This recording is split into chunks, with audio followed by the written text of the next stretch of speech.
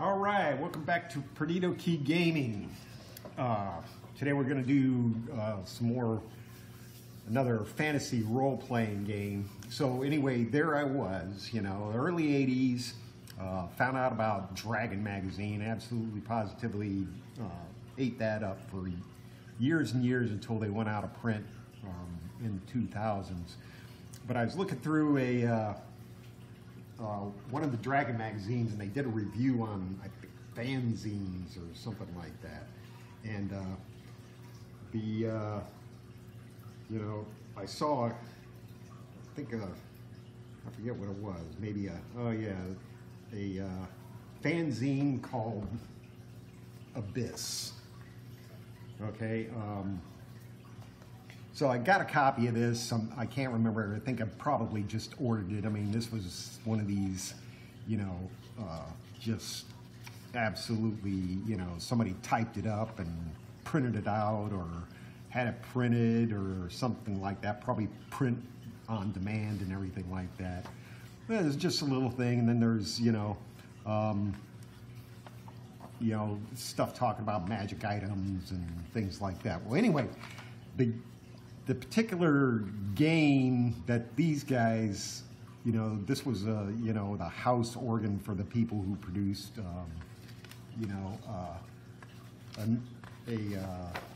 actual rule system. You can tell how much damage this, I've had this forever. It wasn't well made, of course, print by demand, but this is a Ysgarth rule system by David Nail and everything like that. Not really typical. See, no, not even a back cover. It's probably somewhere around here.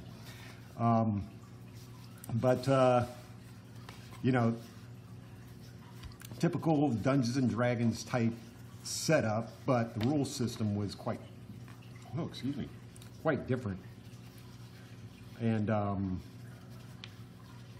you basically, your character, you choose a race, typical races, except for Chitauri and Trozzards. You had humans and elves and dwarves. And other races popped up every once in a while that you could, get into. And then you had, your characteristics, but they had them divided in physical, mental, and social characteristics. So there's 12 characteristics, or are 12 characteristics. You generate your height, you generate your weight, your size class, whether you're, stout or anything like that. And then defensive rating and attack ratings, which were generated by those types of things. So, your defensive rating was your agility, your size class, and your dexterity, that give you an idea what your DR was. And the same with your attack rating would be strength versus dexterity minus your size class. So all these, pretty complex way of generating a character, but once you got used to it, you could generate, your character pretty quick. And of course it changes with age and everything like that. And you got your typical hit points and things like that, and you gain, you didn't gain them as your class or your profession, you gain them as your race. So humans start out at 20 hit points plus 2 hit points per level, like that. And that's the way, your magician could have just as many hit points as your fighter, so, you didn't have to carry around that giant shield, keep from getting hit anyway. But, you would, as you fought or did anything, you'd lose fatigue points. You only had a certain pool of that, and then, you couldn't,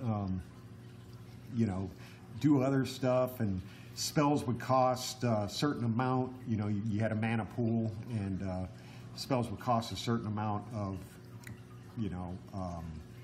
power per, depending on the spell's level or power, I should say. And it was, basically this game was skill-based. Everything was a skill. So, you had your usual skills like accounting and brewing and carpentry and sculpting and things like that. languages. This was based more or less in a, Gaelic type setting, it looked like.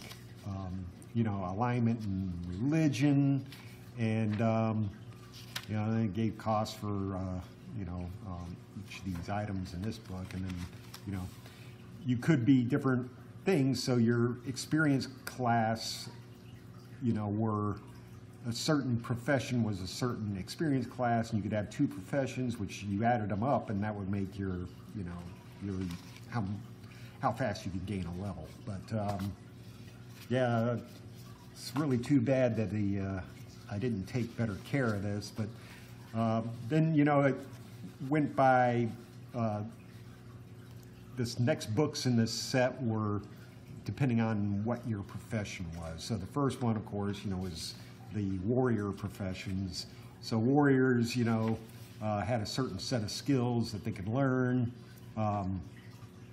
and mostly weapons. Well, it's like almost all weapons, and other skills like being able to do rapier and dagger, and sword, parry, block, spin, thrust, dodge. Berserkers. You had your martial artists, assassins, which I guess is kind of a thief thing. Thieves, and your thieves fell under the arms professions, as it were, and the usual skills, except there were a lot of different kinds. So there's your thief could be more of a gambler than a thief as Dungeons and Dragons. And they gave the mechanics of combat were in this particular little booklet. I understand that there are updated versions of this and online somewhere. Maybe I can buy those. I'm not sure whether, I'm almost certain that this company is not around anymore. They were based up in Washington, D.C., up in Crystal City area, I believe. Then you got your arcane arts.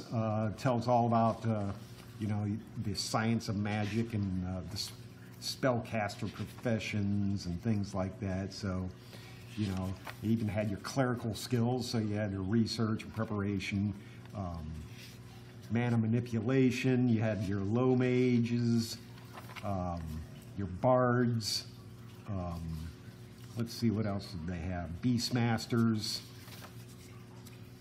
and, illusionists.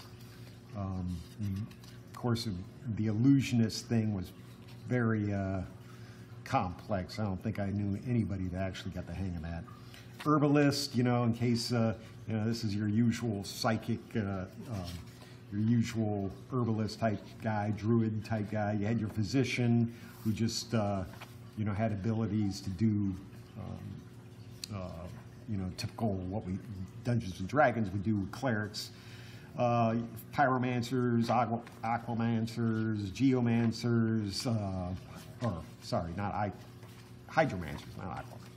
High mages, which were enchanters, and all sorts of different kinds of classes and stuff. So it was very, very interesting. And like I said, all the spells were actually kind of skills. You had to learn them. You had to go out and find them and pay the skill points to try to learn how to do the, how to cast the spell. And you had your holy orders, the cleric book, and big thing on, it's almost all deities in this book. And, the priestly powers,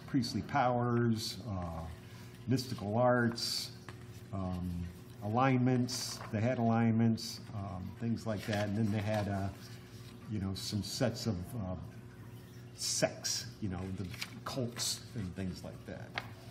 And ubiquitous, Dungeon Master's Guide, Fantasy World, how it's, I think they actually had a city in here that you could take a look at. Then a short adventure, with a bunch of monsters that you could obviously carry on to, the next your next adventure that you had to figure out. And then they had a bunch of supplements, creatures, you know, added more professions and added more rules, and you know, expanding worlds and the old powers. Is I'm guessing as people, you know, as the company went on, people, you know, would add more stuff, just like the old Arduin, you know, game system. It was very Dungeons and Dragons compatible, but it seems like there was a lot of random rules that the guy would make up, and unfortunately he passed away a while ago. But yeah, and I was kept buying the Abyss little fanzines for quite a while, you know, because me and my brother and some friends used to play this system. A lot of people did like it,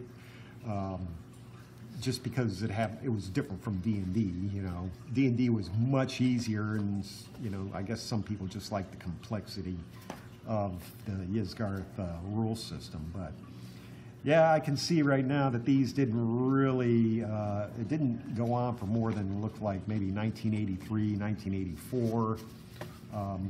But there are a lot of there's you know, some fiction in here. It was really actually pretty fun to read, because there was a whole, you know, some guy was writing fiction about the campaign that was going on, you know, so it was pretty funny. But they had their rules and stuff like that. Oh, there's the cover of the scenario book. But yeah, that's about it for the Ysgarth rule system. Like I said, it you know, didn't really go far. My books probably could have been better taken care of, I guess. But you know, that's the thing. You cram them into a book bag when you go to school or something like that. And these things have been, you know, I've had this stuff when I was in the Navy too. So, you know, it's going from duty station to duty station to duty station and being crammed into a box, you know, 6, 7, 8 times, you know, it just, you know, gets hammered. So anyway, that's all I got for today. Hit like, subscribe, let me know what you think. You know, probably tomorrow we'll do some more Magic the Gathering or something like that. Anyway, we'll see you tomorrow.